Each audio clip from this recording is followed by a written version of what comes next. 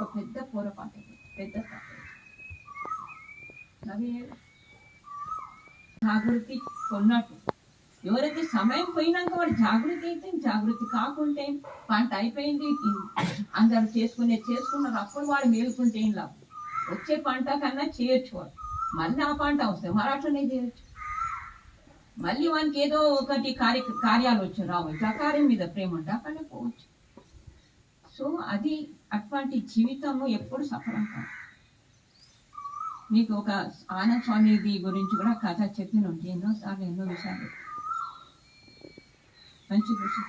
ఆ పూలన్నాడు చేదలు ఒక పెద్ద భవనం ఉంటుంది, దాంట్లో 84 ద్వారాలు ఉంటాయి, ఒక్క ద్వారం మట్టుకు ఓపెన్ ఉంటుంది అన్నమాట. సో ఎవరైతే అందులో మనిషి ఉంటాడో వానికి కళ్ళు కట్టేసి ఉంటాయి, చేతులు ఓపెన్ ఉంటాయి.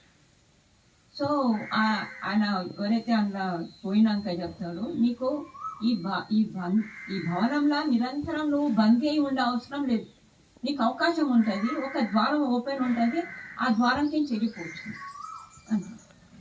అంటే వానికి ప్రతి ద్వారం తట్టి చూస్తే అన్ని బంద్ ఉంటాయి, అన్ని క్లోజ్ ఉంటాయి, ఏ మూసే ఉంటాయి. ఒక ద్వారం ఎప్పుడైతే వానికి ఓపెన్ ఉన్న ద్వారం వస్తుందో అప్పుడు వానికి దుర్దేస్తుంది. సో పోకుంటూ ముందుకు వెళ్ళిపోతాడు, మళ్ళీ ఆ ద్వారం మూసిపోతుంది, అంటే ఆ ద్వారం పోగొట్టుకుంటాడు కదా. మళ్ళీ తిరుగుతుంటుంటే మళ్ళీ 84 మళ్ళీ వానికి మూసినే దొరుకుతాయి. మళ్ళా అని అనుకుంటాడు, అబ్బాయి ఇంత తిరిగిన ఒక్కటైనా ద్వారం తెలిసింది దొరకడం లేదా. మళ్ళీ ఎప్పుడైతే ద్వారం తెరిచి ఉన్నది దొరుకుతాం, మళ్ళీ మనకి దురదేస్తుంది, మళ్ళీ ఇది ప్రతి జీవాత్మ చేసే తప్పు. ఈ మానవ జన్మం ఒకటే ద్వారం ఉంటుంది, ఇందులోకించి బంధనంకించి బయటపడవచ్చు, ముక్తి పొందొచ్చు. కానీ ఏవైతే తక్కిన యోనులు ఉన్నాయో, అది గోవు కావచ్చు, ఇంకొకటి కావచ్చు, ఎంత మంచి యోని అన్నా కావచ్చు, అది బంధనం లేని.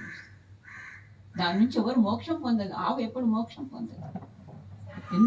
ఎన్ని జీవనం కోటి ఉన్నది, అవి ఏవి కూడా మోక్షం పొందాయి. కేవలం మనిషి ఉన్నాడు, వానికి మనిషి జన్మ ఏదైతే దొరుకుతుందో అది పరమాత్మను పొందడానికి దొరుకుతుంది, అక్కడి నుంచి విముక్తి పొందడానికి దొరుకుతుంది. అంటే మాకు ఏం అవసరం లేదు, మేము మోక్షం ఏం కోరుకుంటలేము. మోక్షం అంటే ఏంటో తెలిస్తే కదా కోరుకునేది.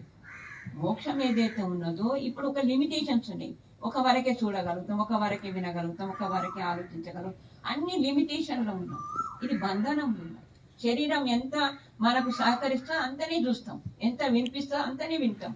అంటే శరీరం ఒక గీత గీసేసింది, నువ్వు గింతనే చేస్తావు. కానీ శరీరంలో దాటిపోతే వాని శక్తి ఏదైతే ఒరిజినల్ స్టేట్ ఉన్నదో వానికి ఆ ఒరిజినల్ స్టేట్ రాదు.